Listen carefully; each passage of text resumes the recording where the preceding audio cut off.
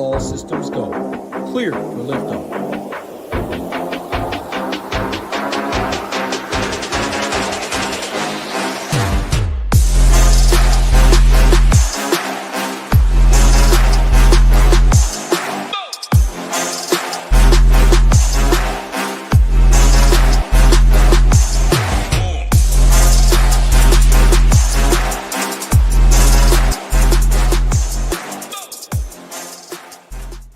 What is going on, Ship It Nation YouTube station? We are back with a post-Super Bowl edition of the NBA show.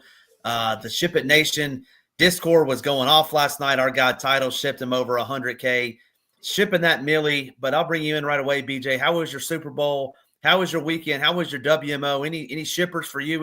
Any sweats anyway for you this over the weekend? No, it was a tough week. I did a lot of drinking. My weight loss challenge immediately taking a tough start, but yeah, no sweats, but always happy to watch the end of a game and realize that somebody in the nation, specifically, somebody that, is as much as a grinder as Title, was able to end football season the right way. So it was a fun time. Yeah, no, certainly a fun time, especially when someone takes it home. Always good. All the Philly fans, congratulations to you out there. That was awesome. Just an absolute beatdown on the two-time defending world champs. But we'll get right into it. This is an NBA show. We got 9 games to sift through over on DK for this Monday. And hey, Nico Harrison made one of the worst trades in the history. Just got worse. AD out for a month. But hey, he looked like prime Kareem Abdul-Jabbar for the first 10 minutes, and then he goes down. But anyway, no Giannis tonight, no AD. Luka's not on the slate, but it looks like Luka, it said probable, so that should be fun to watch. I know him and LeBron not on the main slate, but should be fun to watch those two. Then Mark Williams is out, but we'll get into the injuries as we go. We're going to go through our stone over here, and the first one got a pretty good game. Got a 9.5 point total, which is kind of high in my opinion. Ant didn't play the other night, but looks like Ant is trending towards playing. Naz Reid just been balling out of control. No Julius Randle still for the T-Wolves, but talk to me about this game. Pretty high total, 230. Timberwolves catching 9.5 at the Cleveland Cavaliers. Absolutely. Yeah. Shout out to everybody in chat, the big 4-4 from Little Neck. But yeah, let's get into it. I mean, interesting game here. It's going to be one that we want to target, to kind of echo what Rio's saying. We said it for a couple of days. We want to get to Naz Reid until he's about 8K. So he'll be the most popular play in this game. Just the matchups are tough. I mean, you get, the Cavs, they're kind of back into their, defensive success. They're ranking back in the top 5 of defenses. And then I'm also really interested to see how much better that gets when you add DeAndre Hunter. He's going to be in the lineup tonight. Don't believe he starts, but he will get some sizable minutes off the bench. T-Wolves, their rim defense has gone up over the last couple weeks, almost the first rim defense in the league. So just tough matchups all around. I mean, if we're looking at Ant, in his last 2 games, he's gone for 49 and 41 real life. But then, gets a tough matchup against the Cavs today. Absolutely don't mind getting a low-owned Ant that's been hitting every shot seemingly he takes. But 9,700 tough matchups, a little bit tough for me. Naz Reid is going to be, good, well, he's not even chalk at 16, 17%, but I think you could still play him. A little bit of a tougher matchups with Mobley and Allen on the other side, but he's just getting so many minutes. I mean, in the last 4 games since he's been asserted in the starting lineup, somewhere between 36 and 40 in all of those. So I'm all over the Naz Reid stuff again. And then a few other guys to kind of mention. I mean, Jaden McDaniel's been playing huge minutes with the injuries. He's been playing really well as well, really great as well. But 6,400 starting to get to a big boy tag, something we used to see in the playoffs last season. And like I said, it's a tough matchup on the other side, so I'm not really looking to get there. Rudy Gobert's had double-doubles in 5 straight. His price is, interesting at low ownership. But again, it's going to be tough for me to get to him against this, very large Cavs team. And then the same goes, tough matchup for the Cavs. I mean, we don't know how Hunter's going to change things. I mean, obviously their on-ball defense will go up, but I'm kind of curious to see how they split the Strus minutes with him. But either way, I mean, 2 really good defenders, and, it's going to make teams, that play against them so much tougher with just so many guys that can guard. And that's kind of where I stand. I mean, looking at the Cavs side, I mean, the same stuff. I mean, T-Will's been really good at the rim. Defensive unit has been solid all season long.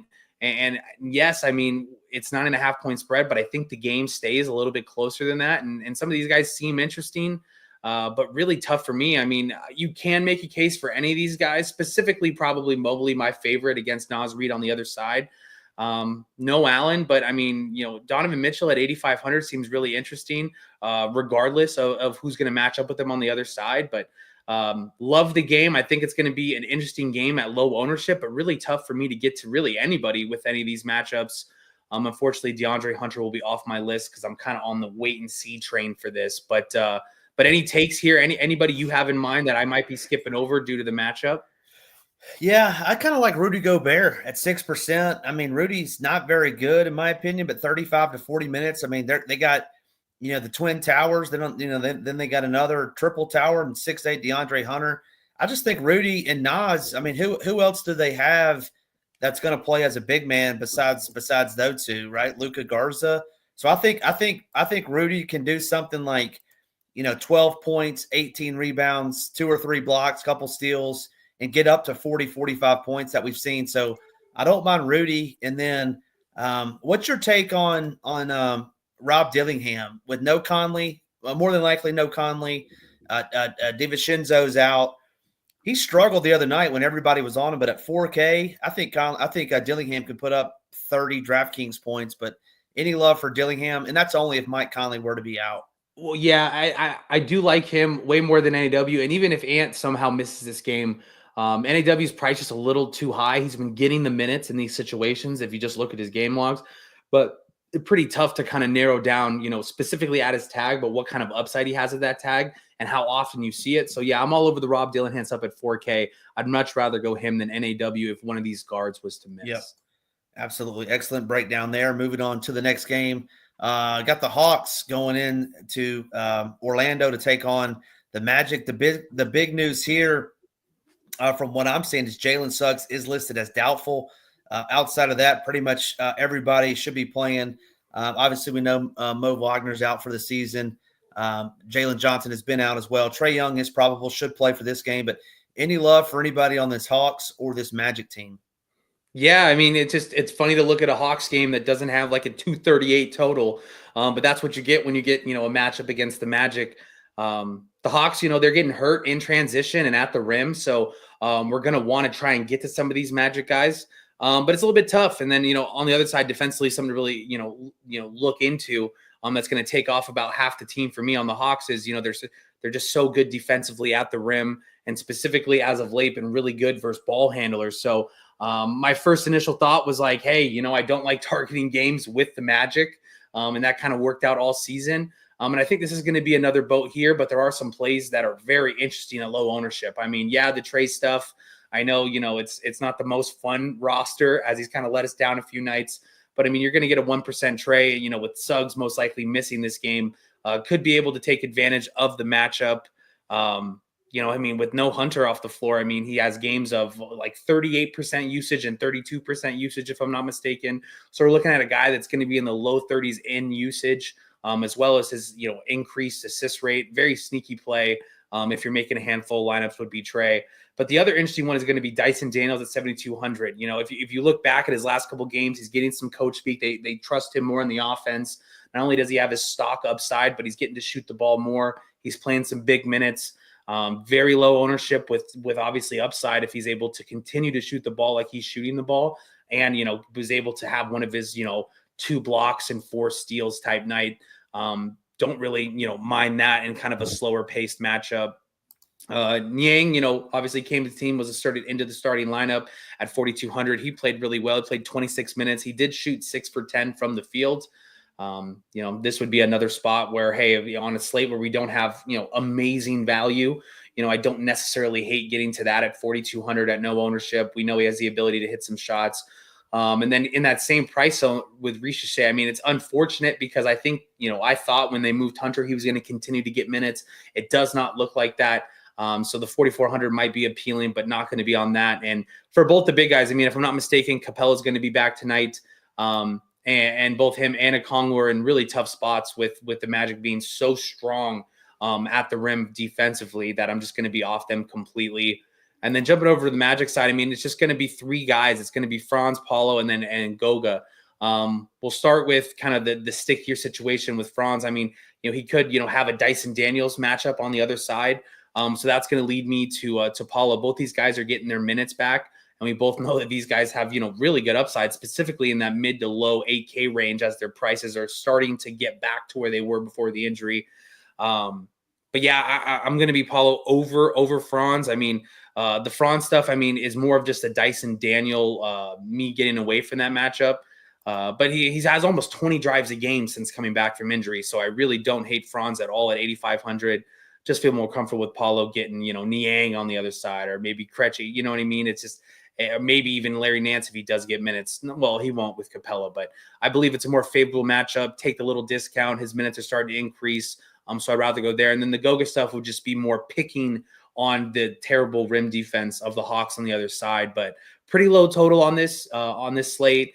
And like I said, anytime we see a Hawks game below 230, you understand that it's a real matchup. So that's kind of the boat I'm in. I'm going to be picky with the Hawks stuff, really like Dyson Daniels for low ownership, or creating value with Niang at 4,200. And then, picking between one of these three for the Magic that are obviously in an increased spot because they get the Hawks, and they're getting hurt in transition and rim defense. So I think all those guys could really benefit from the game situation. Yeah, excellent breakdown there. Yeah, it's Paolo or Franz for me on the Magic. Not going to get to Goga. And then, man, I think it was Saturday. I thought about Wardo, man. Trae Young scored like 20 straight points in that second quarter. Wardo said he's cheeks, and Wardo, he was coming for you. Trae Young, I don't mind him. 9,800, that's a big boy price tag. A good call by you on Dyson Daniels. And then one shout out real quick in the chat. My guy, Big Ant, Anthony Massey. I know he's talking about Trae Young here, but hey, he put on some, I don't know if that was a steak or what that was yesterday, Big Ant, but man, you put on quite the show on the grill yesterday. So hopefully that steak was good or whatever it was. Let me know how it was in the chat. That thing. It wasn't the first time either. He stays cooking on the grill, it looks like, from the past in the Discord. So, oh man, he so said shout like out to him for 25-year-old sure. grill that he put together with his old man. Old Pops and him put that grill together. So man, that looked delicious. But hey, making me hungry now doing all this talk. Moving on to the next game. Got the Spurs taking on these Wizards that just put up about 130 a night, it feels like. You got Wemby. Should have a great matchup tonight. Still no Chris Middleton for these Wizards. Still no Sarr, and Marcus Smart is not ready to make his debut either for the Wizards. On the other side, though, BJ, I'm showing a pretty healthy Spurs team with none of the big boys set to miss. I said it on Friday, but Charles Bassey is out. Other than that, don't have anybody really missing. You have any love for Wemby, De'Aaron Fox? Castle came off the bench and had 30-plus real-life points there tonight. But talk to me about this game, Spurs at the Wizards. Yeah, no, the Spurs just continue their destructive defense. They've been no good recently and kind of losing, within the catch and shoot, at the rim, transition. So going to be a spot where the Wizards are going to be popular for the injuries that they have and kind of, these guys, the amount of shots and minutes and usages they're getting. And they get to pick on a bad Spurs defense. But we'll start with the Spurs side. Not much love here. Fox is definitely going to get some love now that I believe this is his fourth game back or with the team since the trade deadline. Eating into the usage a little bit from Wemby, not a ton, but definitely there, and it's going to change some stuff. But I believe it's going to be a matchup with Koulibaly on the other side. I don't want to pick on that, especially at 8,300, especially as this team is still trying to figure out how they want to run their rotations and who they're going to run together and how they're going to run an offense with a new talented guard like he is. So I'm going to be off that train just because of matchup. Don't hate it though, because it is a matchup with the Wizards, but the Wizards have been playing pretty decent as of late, including, better defensively. So no for Fox for me. And then as far as you said for the Wemby stuff, he's getting less touches. Obviously his usage goes down with Fox. The last week or so, the last couple of slates, I've kind of been off the Wemby stuff, coming back from the illness, looked a little fatigued, not getting his full minutes allotment, but the nut matchup here. So do not hate, Wemby at 1,100 or 11,000, especially if his ownership is going to be right around that 10% mark. So I'm going to, unfortunately, get to some Wemby shares of making multiple lineups because, like I said, nut matchup, and regardless of the usage drop and the shot drop, you got to be all over him. And yeah, Castle went off, but I really like Vassell tonight at 6,300. He's losing a few drives. It's, pick and roll stuff with Fox on the floor now, but he's still getting a ton of shots up. So He could be really productive in this spot against the Wizards that are giving up shots. So don't really mind him at 6,300. But that's pretty much it for me on the Spurs side. I don't want to get to any Harrison Barnes. I don't want to get to any Chris Paul. Castle off the bench might be just a little too expensive for me. If you are making builds, that are projecting for a blowout, I don't hate, Castle coming off the bench, or maybe even a Keldon Johnson coming off the bench, as I kind of say all the time where these games don't stay close. But I think the Wizards have been playing well enough to be able to keep this a ball game. And, I don't bet games anymore because I'm not good at it, but this would be a spot I'd really be looking to see if the Wizards can keep this game a little bit closer. When you look down this lineup with the minutes that they're getting in close games, the amount of shots they're getting, and the price tags, it's going to be tough to not build rosters with any of these guys. We'll start, with the highest owned player in Holmes. 4,900 with Wemby on the other side might, feel like the field is going to get off of it, but he's just getting so many minutes. I assume his projection again tonight is going to be right there around that 30-minute mark at 4,900, almost projecting for a fantasy point per minute. Definitely something that, people are going to get to, especially with the amount of value that we have on today's slate. So I do like him. But it's going to be really interesting. You got, Poole been playing awesome, 7,100, going to need him to continue to get up shot volume when they stay in games. So I like him at 7,100. Bub at 5,000. He's going to be a really interesting play. With Keyshawn George, in and Koulibaly in, people might get a little nervous of this. But he's been playing great. I believe it was a season high or career high in points the other night. So I like him at 5K. Koulibaly at 6,200. He's been, obviously scoring great, but as that price continues to increase, I'm going to be a little bit more hesitant to get to it, especially with, him focused so much on the defensive end, trying to stop Fox. And Keyshawn George at 4,300. It's just, they're playing so many minutes. It's hard to get off these guys. And I think all these guys are going to be good chalk when you consider how bad the Spurs have been defensively. Yeah. Excellent breakdown there. One thing that I wanted to add to that, Jordan Poole versus Dyson Daniels, 7,100 for Poole, 7,200 for Daniels. I know, one's shooting guard, one's point guard eligible, but who you taking there basically head to head as it relates to price? Yeah, I really like the Dyson Daniels stuff, but for me personally, that's just, there's a reason why he's 2%. There's a reason why, it's just two completely different matchups as far as how bad the Spurs have been and how great the Magic are defensively. Then you throw in the pace stuff. It has to be Jordan Poole.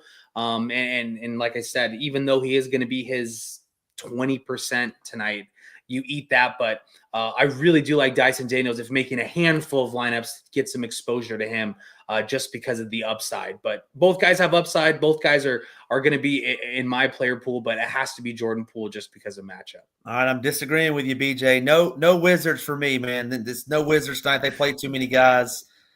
Is there going to be a Wizards on the winner? You're saying absolutely not? Absolutely not. Yeah. Mark them out of your player pool. No, don't do that if you're building a bunch of teams. But I just don't see how they get there tonight. They played too many guys. It took Jordan Poole to shoot it 35 times. If I'm on his team and that dude's shooting it 35 times, we're fighting in the locker room. Well, Kuz is gone. Somebody has to shoot. Well, pass me the ball. I'll chuck that thing up there. I'm not going in there to get some cardio. Tidal talking about cardio all the time. All those dudes just doing cardio.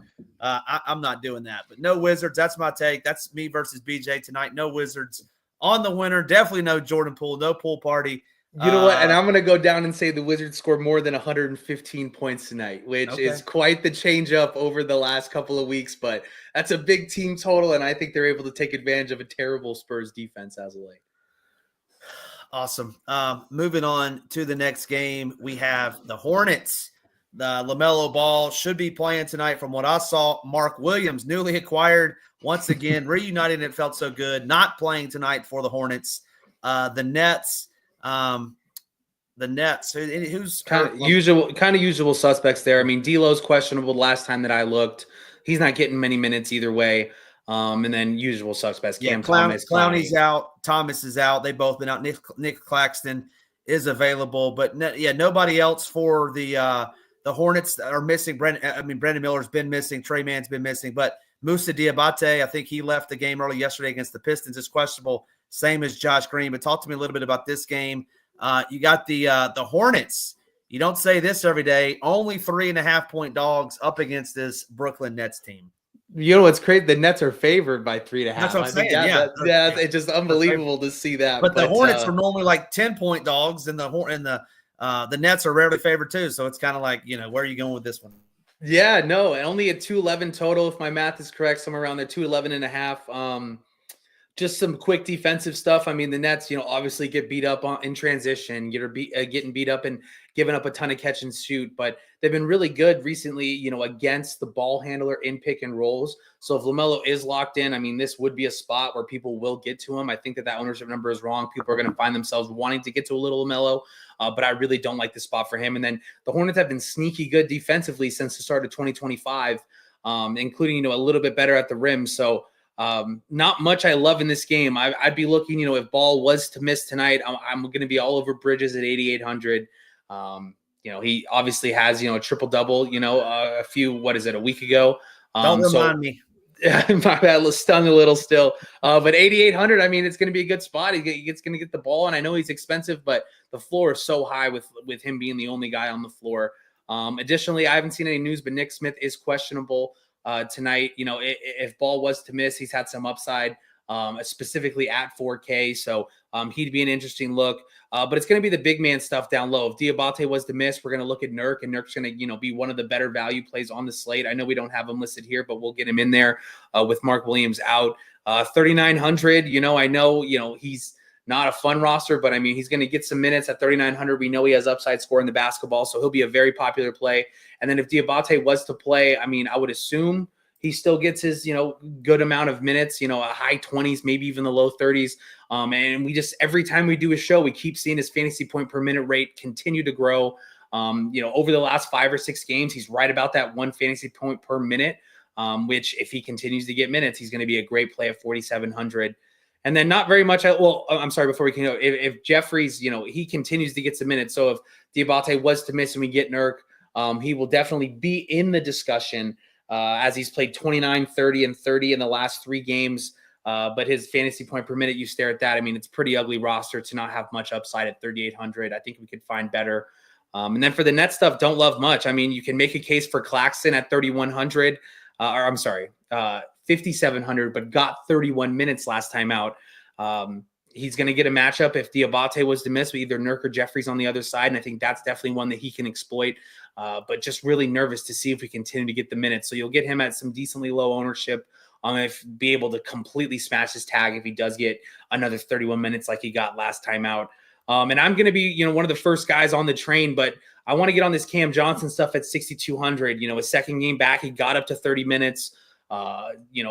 So I don't know if it was you, Title, or Real, but we're talking about it in the Discord about a week and a half ago. But there's such an edge to be able to get on some of these guys that have missed extended time and be on them early and get them at sub 5%, specifically on these big slates where he's going to get shots when he gets his minutes. 6,200 for a guy that was, in the mid 7Ks with nobody on the floor for the Nets at one point this season seems pretty interesting, especially coming off 30 minutes. So I really like him as a really low owned GPP play.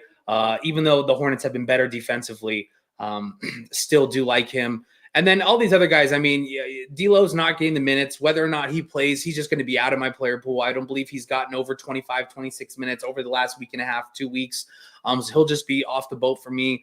And, just kind of going through these guys, not very exciting with the Keon Johnson or Zaire at 48, just not really, getting into my player pool on such a large slate tonight. Our second disagreement, BJ. If you're looking for a guy to get 35 DK points, Cam Johnson is your guy. Man, but I like. I love it. I love it when you say stuff like that. It's just hilarious. You're right. I liked your argument that he was he's 7,500, but now he's 6,200. So I like your argument there. And if he's low owned, hey, the Nets don't have anybody else. So I like your argument from that point. I just think his ceiling is. Man, it's tough. It's gonna be tough for him to get 40, I think. Which may be okay, right? That's 6x, but he's gonna have to. I think he's 28 to 32. And then Jim, going back real quick, you might have mentioned him, but yeah, Carlton Bub Carrington at 5K on DK. I did skip over him, so I don't know what you said about him. We won't go back, but yeah, I think he's definitely interesting at 5K. Absolutely. I mean, he's coming off, one of his better scoring performances of his entire career. And he's getting minutes. When these guys are in the game, all these guys are going to get minutes. Yeah, he's playing 35 minutes the last 3 since the trades and everything. So, yeah, we failed to mention him. A great call out there. Excellent play tonight for the Wizards. So I may go back and just say Bub Carrington for them. Moving on to the next game, which I guess it's going to be a decent game. Hopefully it is, depending on who the Celtics roll out after they went into the Garden and just curb stomped Wardo's Knicks, just made Jalen Brunson look like the free throw shooter he is. We got we talked about it pre-show, but Tatum and Brown missed an optional shoot around this morning. No Drew Holiday, so I do know that. And then on the flip side, it looks like Andrew Wiggins is going to make his debut tonight amongst the other guys as well. The one Miami guy that is going to be missing, we talked about it earlier. Jaime Jaquez Jr. will be out. Tyler Hero is questionable. But other than that, I'm not seeing anything, BJ, but let me know if I missed anything outside of Drew being out for the season. No, yeah, you drilled it. Really interested. I mean, I'm not going to look too much into it. I mean, the spread has gone from 5 this morning up to 6.5 for the Celtics. So I anticipate both Jalen and Tatum are going to be able to, make a start tonight. Especially if that line goes up any more. I think if it starts flirting with 7, 7.5, 8, I think you consider both those guys in. We'll make it easy and quick. If one of these guys was to miss, we're going to bump Derek White up at 6,300. He'll be a fantastic play. His assist percentage just is off the charts when one of these guys misses. But I anticipate them both being in, and it's going to be tough. I mean, we'll start with the Tatum stuff. If you look back at previous matchups with the Heat, they notoriously put Bam on him, and Bam's held him in check. Low 20s in real life points on average. So not loving the 10K Tatum, especially when he misses shoot around for whatever reason that might be. I think I agree with the field is going to be pretty low owned, so won't be on him.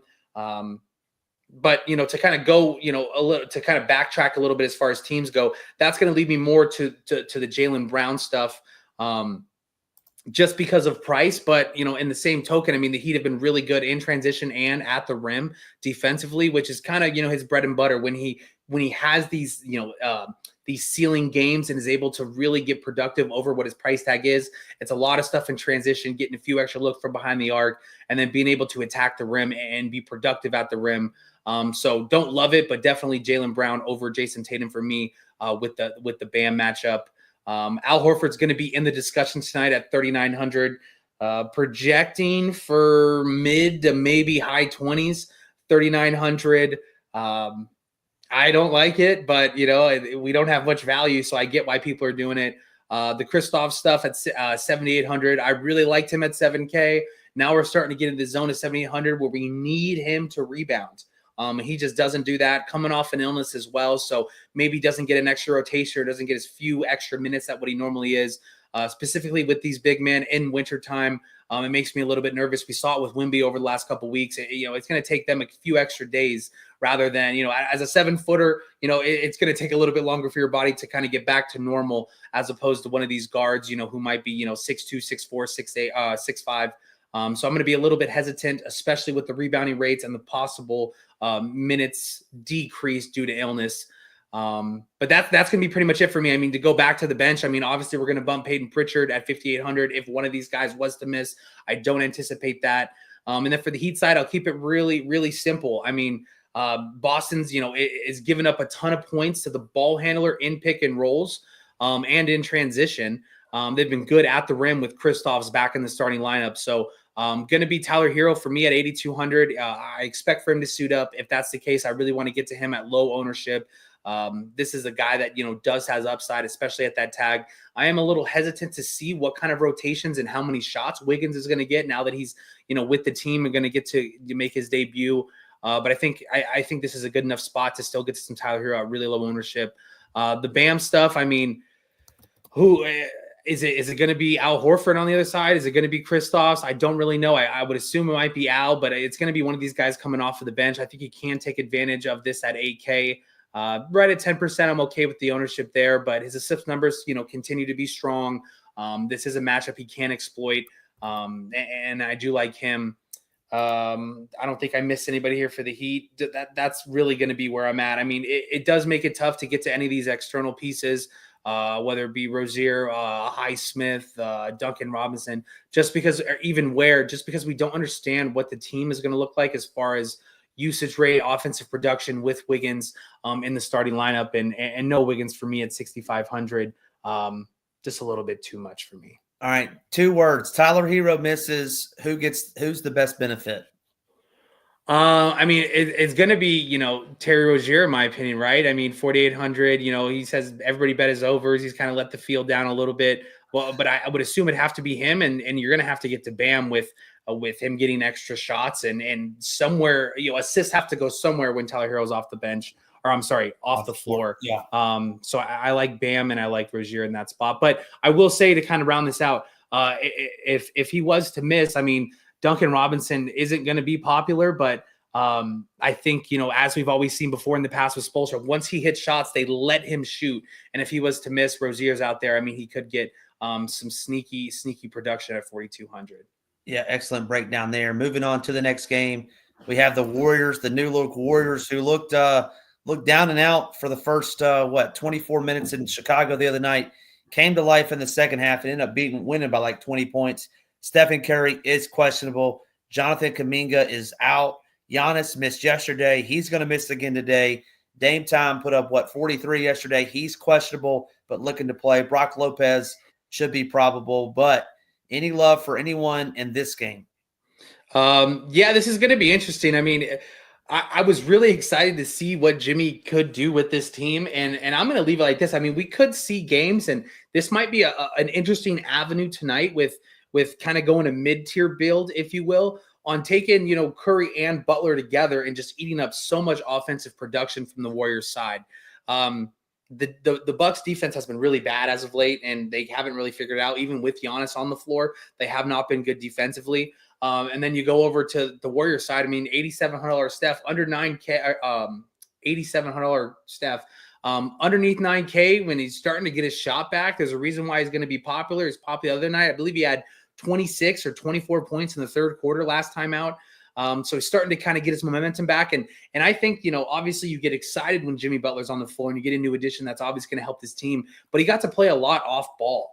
And that's obviously going to help him kind of take away, some of that offensive responsibility as far as ball handling goes and kind of be able to work his screens and get open looks in the offense. So obviously really love Steph. I mean, Jimmy played 29 minutes, but, Kerr came out and said that was more of a conditioning thing. And he played a lot, stronger in the second half, kind of getting into rhythm. So I think with a superior athlete like Jimmy Butler, it won't take long for him to get back into shape, no matter how long he's missed. I think this is going to be a spot where I'm going to want to try and get builds with both, because when we get over to the Bucks side, like you said, Giannis is out. It's going to be the Dame. And even though he's coming off the bench, Bobby Portis show, Kyle Kuzma taking that spot, I don't get it, but even if he comes off the bench, Bobby Portis is going to be great. So there's definitely some avenues to game stacking here. Like I said, getting Curry and Butler on one side and then jumping back over, and obviously playing Dame in an amazing spot with no Giannis as every time. Kuzma's taking a bunch of shots. How many shots did he take?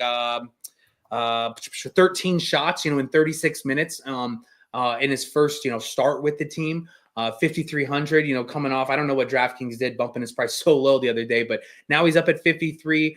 He is going to be popular. He is going to get a ton of shots. And like I said, for this mid-tier build, really interesting. Like if you really enjoy this game, to go Dame, Kuz, Bobby, and then maybe get both or take your pick from Curry and Jimmy on the other side. I think those are going to be really interesting avenues as far as game stack goes. But no Brook Lopez for me at 5,500. I mean, intriguing, but no thanks. I mean, he could get played off the floor in this matchup. Don't want to get any, don't want to get weird with any Andre Jackson or AJ Green, Gary Trent coming off the bench. And then some, kind of, not secondary pieces, because I don't like him as much, but for the Warriors side, not going to get to Draymond as his price is up. I was kind of wrong on that on Saturday, kind of thinking that I know ball stuff. I mean, I don't think he absolutely killed your lineups if you played him. But if he's going to get anything close to the 20% ownership at 6K, I'm completely off. No Post, no Looney. I mean, you could make a case for Pods. I mean, he played really well with Jimmy asserted into the starting lineup last time out, but I think there's other avenues we can go and get to the popular Wizards at 4,900. Yeah, excellent breakdown there. We'll move on to the next game. Yeah, Ryan Rollins, should Lillard miss? I think it's a great spot. Richard put that in the chat. Excellent call up. Absolutely. I just don't think he misses tonight. I don't think they Yeah. can afford, for them all to miss. If that's the case, absolutely load him up. Absolutely load up Kuz. Absolutely load up Bobby. Yeah. Next up, Pelicans at the Thunder. Not going to be much of a game, according to the folks in Vegas. We got Grand Theft Alvarado look to be in the starting lineup. He's going to be popular tonight, over 27% on both sides. But Pelicans, 17. Zion Williamson was cutting up on Saturday night against the Kings. But talk to me about this game. This Thunder team, once again, they're going to score about 140, not have anybody on the winner. But you got anybody, Pelicans at the Thunder. Yeah, I mean, it's just the number one very productive defense against the other side, which is the complete opposite, where the Pelicans just give up everything.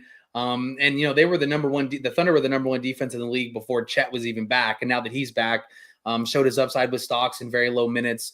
But I will say the Thunder, they do give up a little bit of the catch and shoot, so we're going to keep it short on the Pelican side. I mean, obviously, we're going to get ownership to Jose Alvarado if he does, in fact, get the start, even though he's 5K and it's a really tough matchup. I believe the minutes are just going to be there. And like I said, value's kind of tough. We're kind of creating value. So 5K on the other side, I don't mind it. But the only other guy I can even consider playing in this game with the matchup would be the Trey Murphy stuff. Don't like it at all. There's a reason why he's going to be 1% owned, but there would be an avenue. I don't think the game stays close, but if for some reason that it did, it would be Trey Murphy getting a lot of catch and shoots, which is what the Thunder give up, and being able to show his scoring upside and hit shots, but don't love it. And I'm barely okay with the Jose stuff just because of the nature of the slate and what kind of value we have. I mean, these matchups for everybody else is so tough. I mean, you could make a case for Zion because he's such a strong fantasy point per minute producer, but this matchup on the other side with Jalen Williams and Chet and Hartenstein is just going to be so tough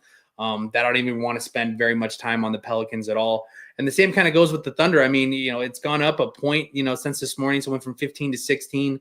I mean, Shea, I believe it was on Saturday when I was writing the slate plan, but he had 3 50-point real life games out of the last 8. He's just not going to play the fourth quarter. I mean, nobody on this team is going to play the fourth quarter. So it's really tough for me to kind of get behind, SGA in a great matchup or Jalen Williams in a great matchup. Hartenstein, obviously, his price is going to continue to decrease. So he's off my board with Chet just because he's not going to get the same minutes he got before Chet. Chet's obviously not there at 7,600 as far as minutes goes. So we're going to have to just wait until he gets those minutes back.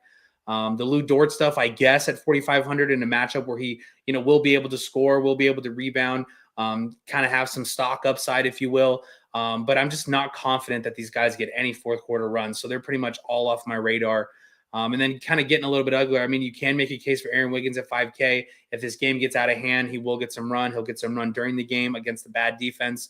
But kind of a boring game in terms of, yeah, like you said it. I mean, the Thunder can score 140 tonight and not have anybody on the winner, which kind of makes it unfortunate. Is there anybody in this game that I missed here? Like I said, it just isn't a fun game for me to kind of target.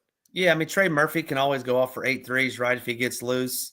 I mean, SGA, he's kind of getting into like the Jalen Brunson territory for me. Like, I don't want to see anybody shoot 16 free throws. Like, that's not fun. And flopping, it's just not fun to watch. So Chet Holmgren, though, he's the beast, man. He's pretty good.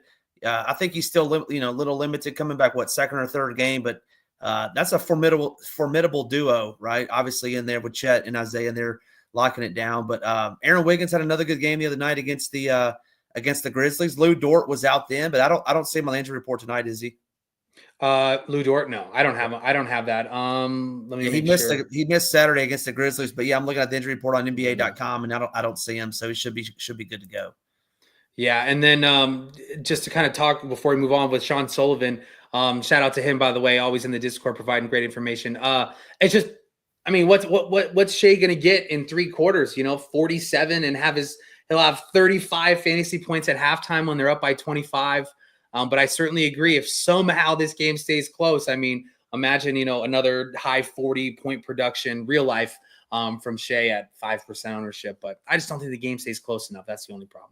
Where do you rank Shea? Just looking at the prices, Tatum, 10K and above, Tatum, SGA, Wemby, and Jokic. I mean, Jokic is $2,000. That's got a tough comparison, but I mean, Wemby or Shea at that price tag, 11. It's got to be Wemby just because, I mean, yeah, they're also favored as well, but I think the upside will be higher. I mean, obviously Shea has scoring upside, but when you just account for the blocks and the steals, from the Wemby in a complete nut matchup. I'm going to have to lean him. Yeah, I would agree with you. Moving on to the next game. We got 2 games left to discuss.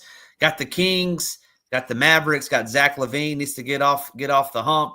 He has been struggling with his new team, but hey, he could go for 60 DK points at any time. But Kings at the Mavericks, obviously no AD as we alluded to, but Kyrie's looking good tonight.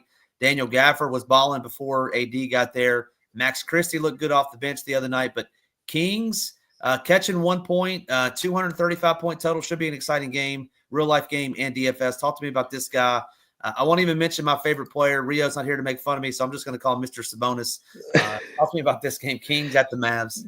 Yeah, no, this is going to rank as one of my, favorite games to game stack tonight. The ownership is very low. I believe it is going to go up as we get closer to lock. And we're going to hopefully get some of this news here before lock to make building easier. But with, obviously you name the inactives, but PJ Washington, Exum, and Max Christie are all questionable tonight. I believe, I don't have a lean, so I would anticipate all of them are going to be in. But starting with the king size, you brought it up right away. I mean, Zach LaVine, in his sense coming to the team, he's 4 for 20 from 3. Now he does have back-to-back games of 37 minutes, and 7,500 is going to be that area that regardless of how well he's playing, I'm going to want to, be able to get to some Zach LaVine. I'm sorry. The Mavs have been terrible defensively, since the start of 2025.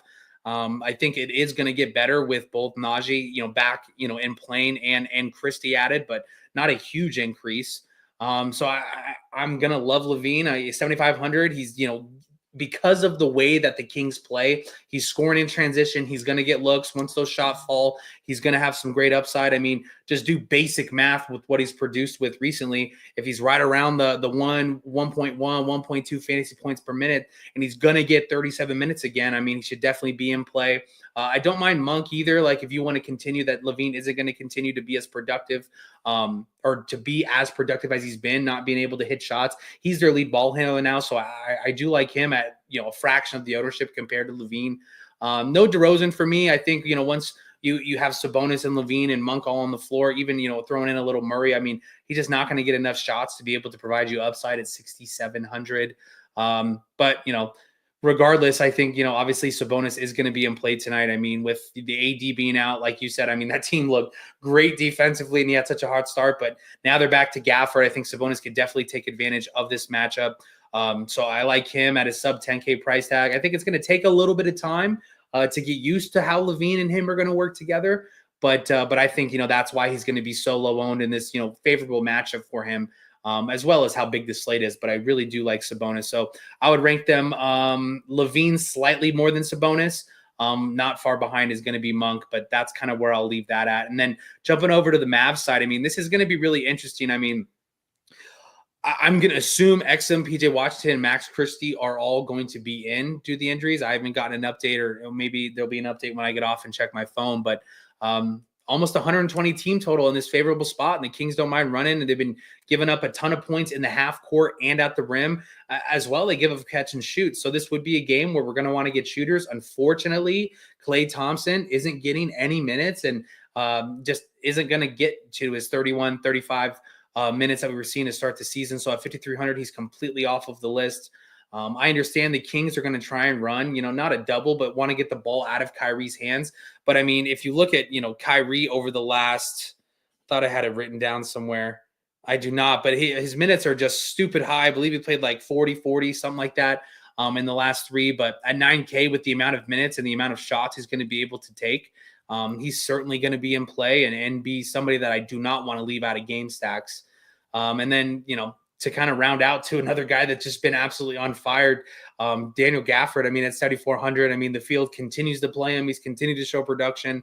But I'm going to be a little hesitant in this matchup against Sabonis. I think, obviously, with Sabonis and the way that he scores the basketball and how physical he is in the paint, foul trouble will definitely be in consideration tonight. It'd be tough for Gafford to pick up 2 quick ones in the first quarter at a 7,400 tag at 15-20%-ish ownership. You wouldn't feel very comfortable in that boat.